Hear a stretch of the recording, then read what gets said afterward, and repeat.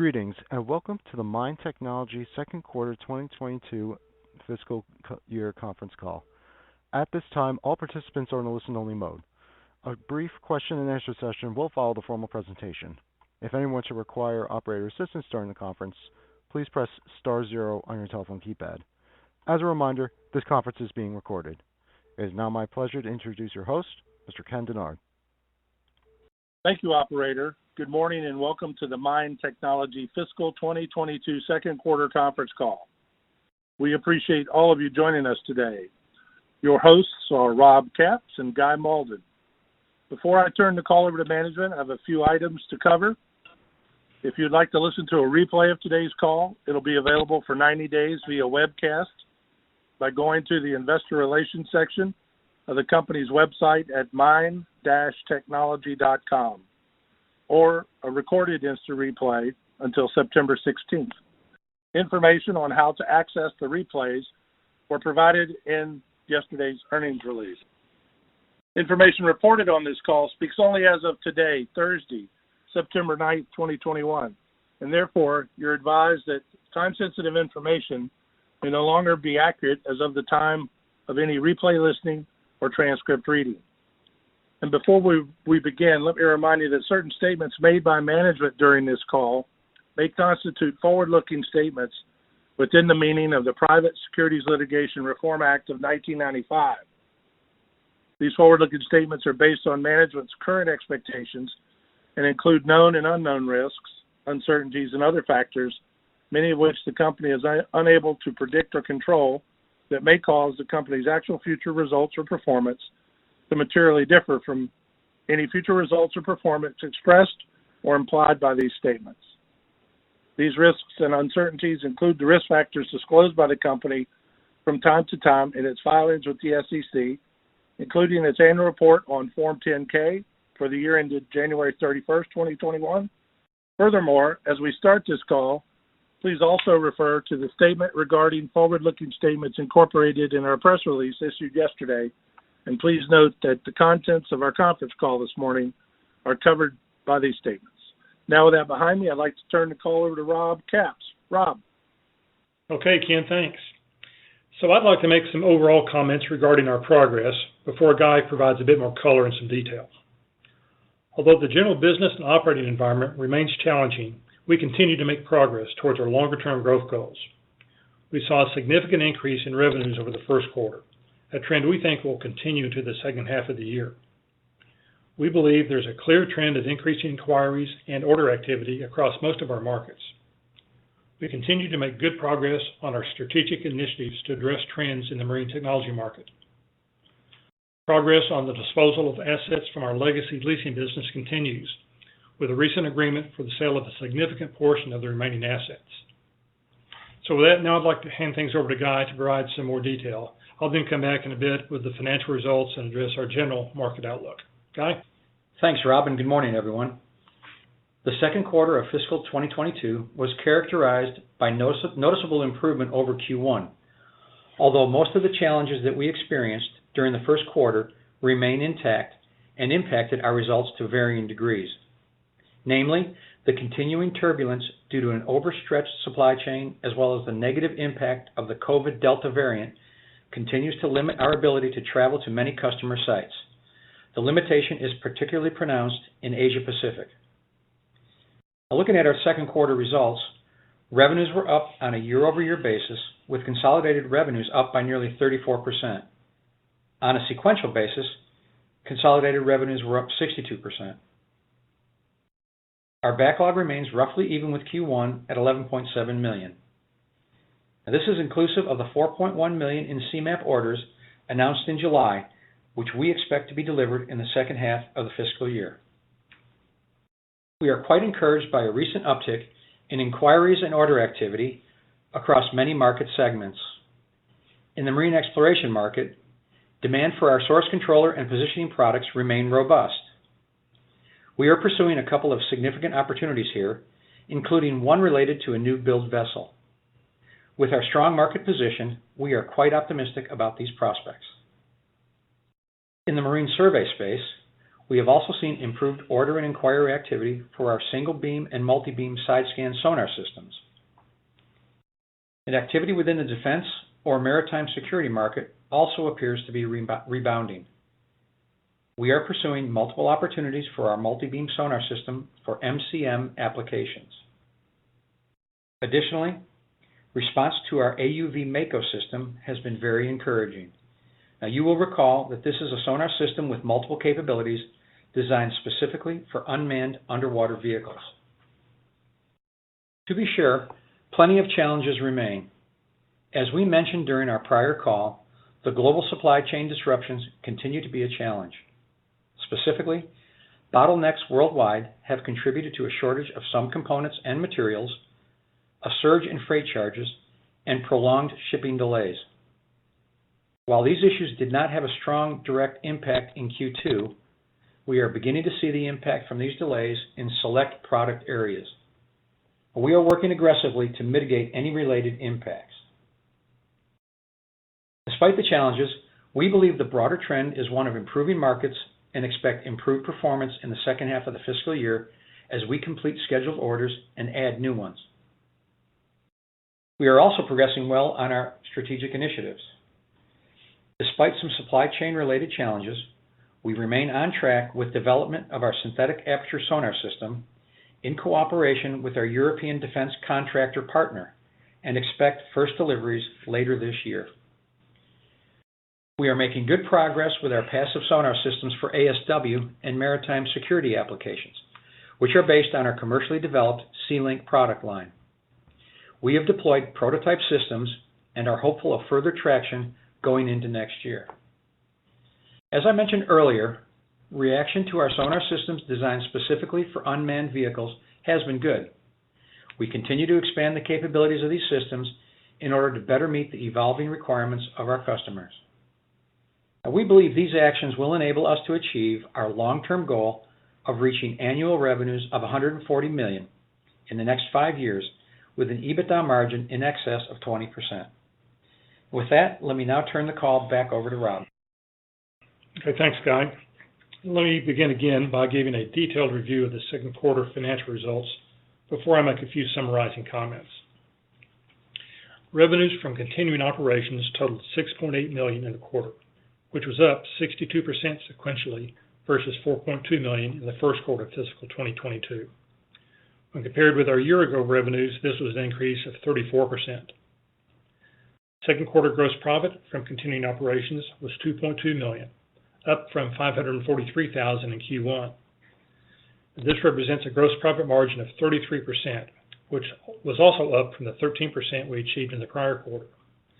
The increase reflects the positive impact of operating leverage as higher activity and revenues drove profitability gains.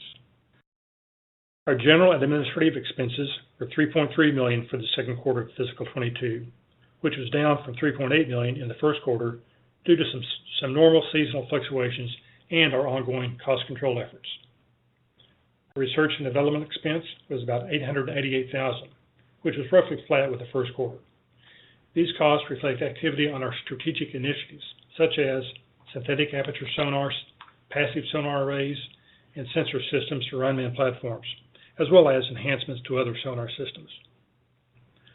Our loss from continuing operations for the second quarter of this year was $2.7 million, as compared to a $3.7 million loss in the first quarter of fiscal 2022. Our second quarter adjusted EBITDA from continuing operations was a loss of $1.8 million, compared to a loss of $3 million in Q1. As you know, we have the remnants of our legacy land leasing business classified as discontinued operations. After the end of the quarter, we entered into an agreement for the sale of a significant portion of these assets. This transaction will provide us with more than $4 million of additional liquidity. We will continue to monetize the remaining assets, which consist of miscellaneous equipment and certain accounts receivable. MIND's capital structure and liquidity remain solid. At the end of the quarter, we had about $16 million of working capital that included cash and cash equivalents of over $2 million. We have no funded debt, and our cost structure remains lean and flexible. So if challenges persist for longer than anticipated, we remain in a good position to persevere. And with the proceeds expected from the sale of our land leasing assets, we believe we have the resources necessary to soldier on through the challenges and take advantage of opportunities that may present themselves. Now, despite the challenges we've outlined that are still impacting the global marine market, we continue to hold a view that the second half of the fiscal year will be an improvement over the first half.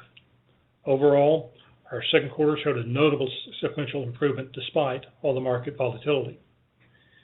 And while conditions are far from ideal, we're encouraged by the ramp in business activity and will work through the challenges as the recovery gains momentum.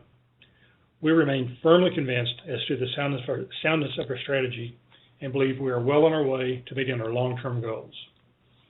That concludes our formal comments. This time we'll open things up for your questions. Operator? Thank you. We will now be conducting a question and answer session. If you'd like to ask a question, please press star 1 on your telephone keypad, and a confirmation tone will indicate that your line is in the queue. You may press star 2 if you would like to remove your question from the queue. For participants using speaker equipment, it may be necessary to pick up your headset before pressing the star keys. One moment, please, while we poll for questions.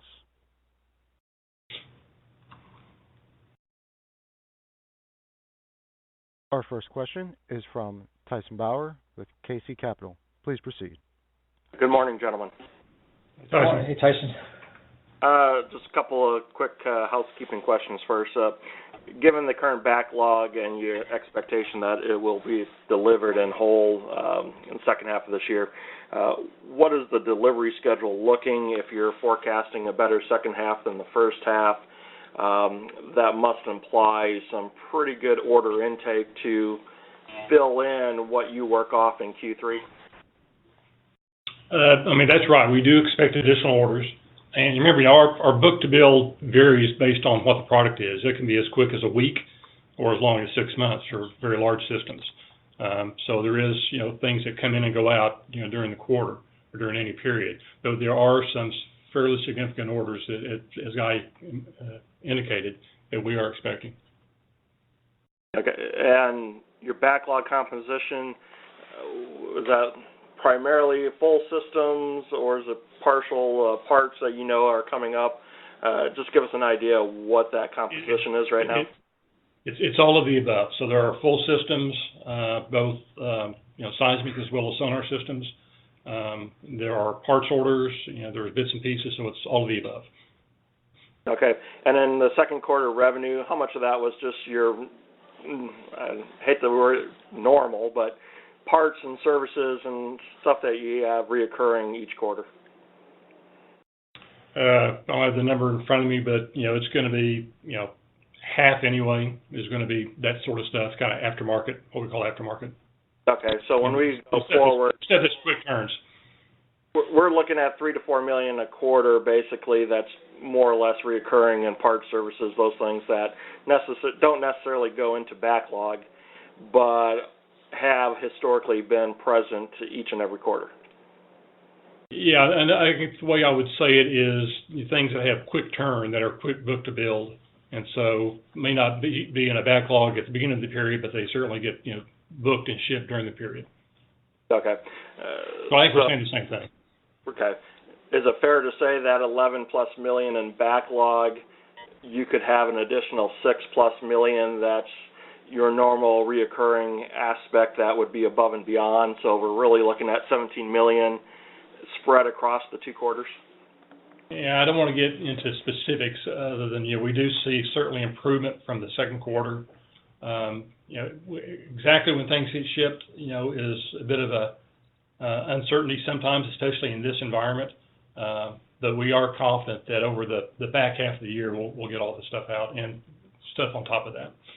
Okay, so Q3 better than Q2, Q4 better than Q3. Yeah. Okay. Back half better than first half. Trade show schedule coming up, the big one in the UK. Is that when we have the official coming out party with yourselves and your European partner? Not necessarily. So even though you have deliveries before the end of the year, it's still kind of under a veil? At this point, correct. Okay. Is that by their wishes? I think it's our mutual agreement. Okay. That's the best way to.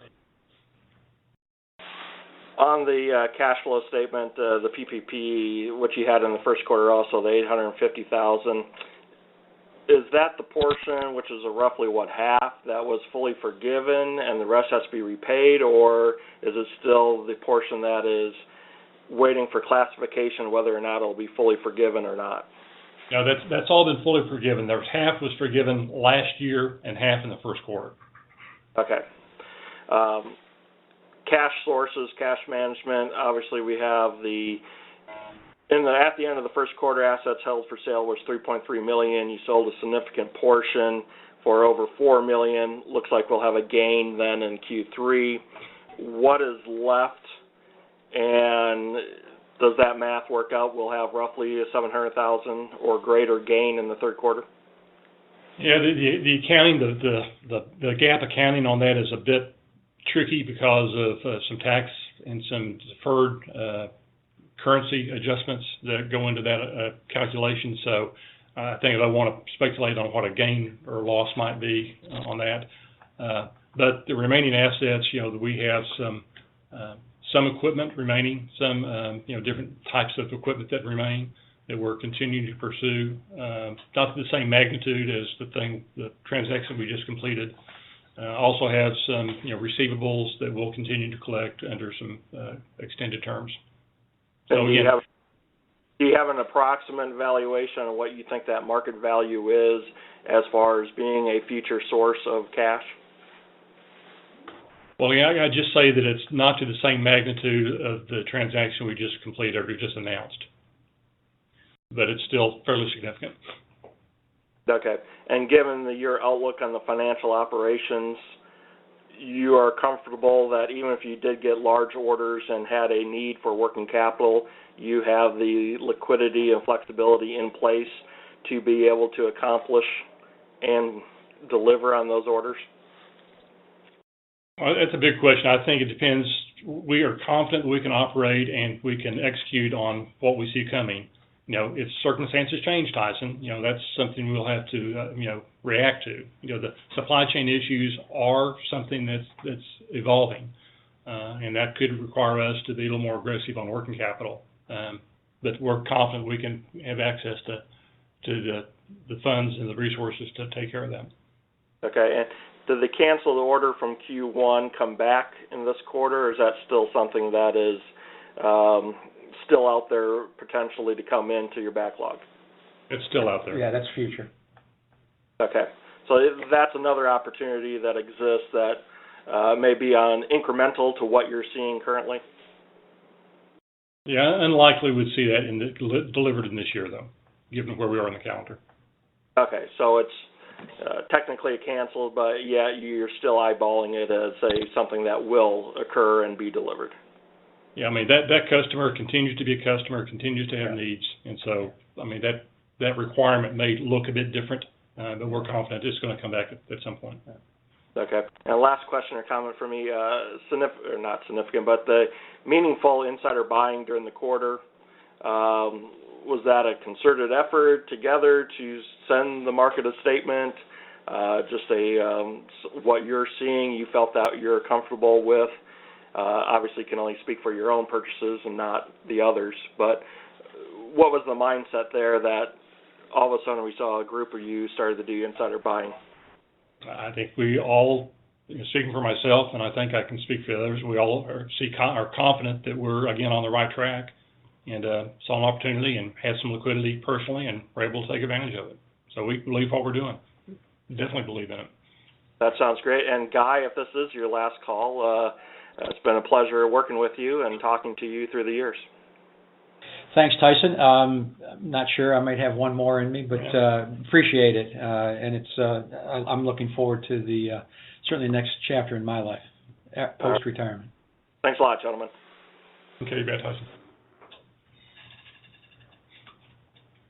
Thank you. Our next question is from Ross Taylor with ARS Investment Partners. Please proceed. Thank you.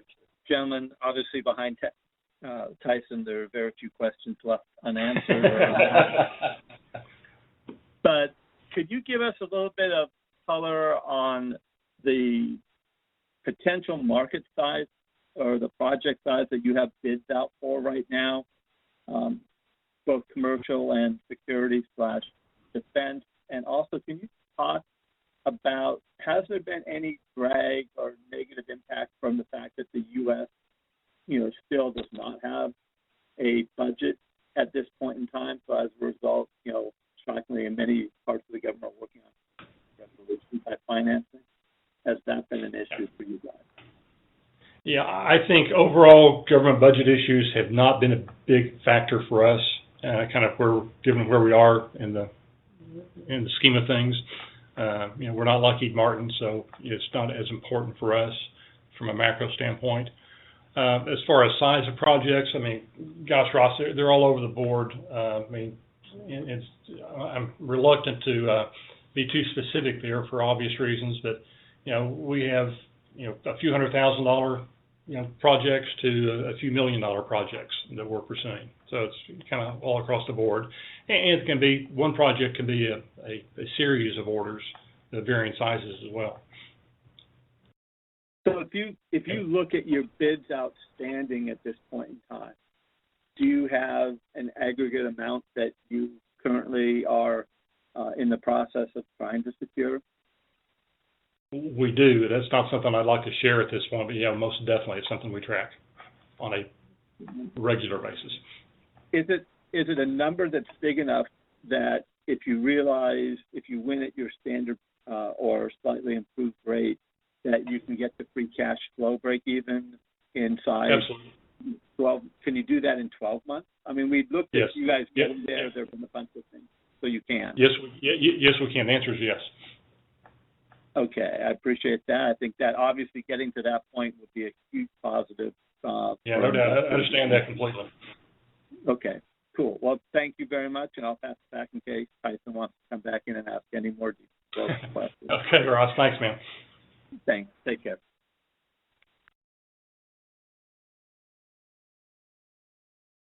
Thank you. This concludes today's question and answer session. I would like to turn the call back to management for any closing remarks. Okay, I'd just like to thank everyone for joining us today and for your interest in MIND. Look forward to talking to you again at the conclusion of our third quarter. Thanks very much. This concludes today's conference. You may disconnect your lines at this time. Thank you very much for your participation and have a great day.